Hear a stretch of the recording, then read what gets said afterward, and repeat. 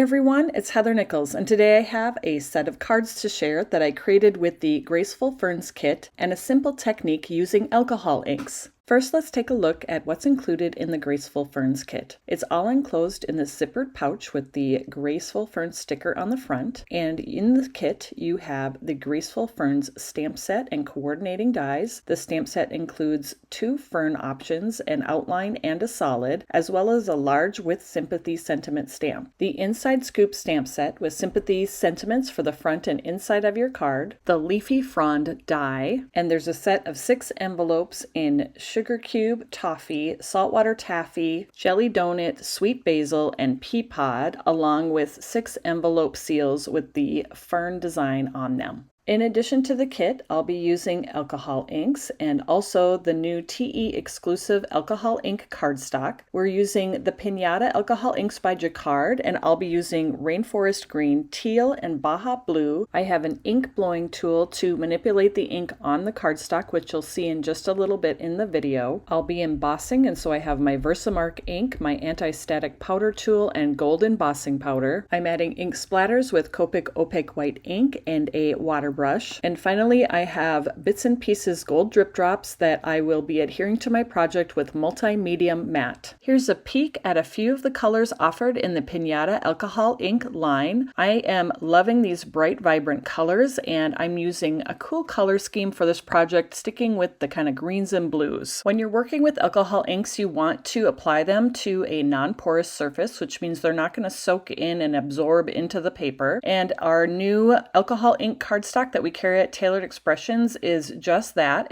and that makes this synthetic cardstock just perfect for alcohol ink techniques. It's really easy to get started with alcohol inks. Just simply drip the inks onto the cardstock and then use some sort of tool to blow the inks around in different directions. They'll spread and make interesting shapes and designs, and you just need to kind of play with this until you're happy with your results. You can play around with dripping different colors next to each other. You can drip on top of areas that have already dried, and then just blow things around and see what happens. I'm using an air blower tool by Tim Holtz, which we carry in the Tailored Expression store. You could use a straw and blow air through it that way as well to get some different effects. One other recommendation for you is that you might want to wear rubber gloves. As you can see, I am not wearing gloves, and my fingers got pretty full of ink stains, and you can use hand sanitizer to get a majority of the staining off your hands, but it will take a little bit for it to wear away, just like if you got a Sharpie or something like that on your hands. So if you don't want ink in your hands, then rubber gloves or some sort of gloves are going to be your best bet. When your design is finished, you can let this air dry completely. It dries pretty quickly, or you can use a heat tool. Keep in mind that too much heat on this synthetic paper can curl and melt the paper, so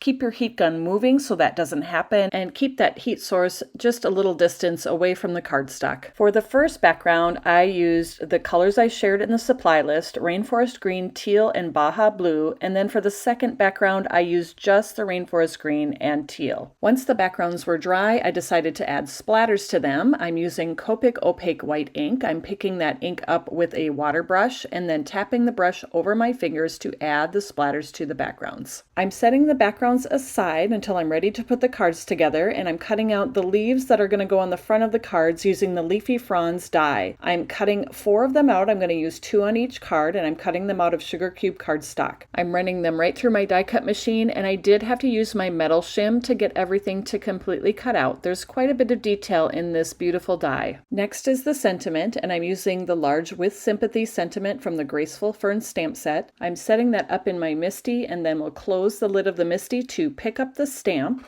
Because I'm going to do embossing, I'm conditioning my cardstock with the anti-static powder tool so that all of the embossing powder stays where I want it to. I'm just rubbing that over the cardstock, and then I will stamp the sentiment with Versamark ink. I'm stamping the sentiment twice, so you'll see that I flip my cardstock in the opposite direction to stamp the sentiment on each end of this piece of sugar cube cardstock. Then I'll sprinkle the gold embossing powder on top of the stamped image and use my heat tool to melt the powder until it is shiny.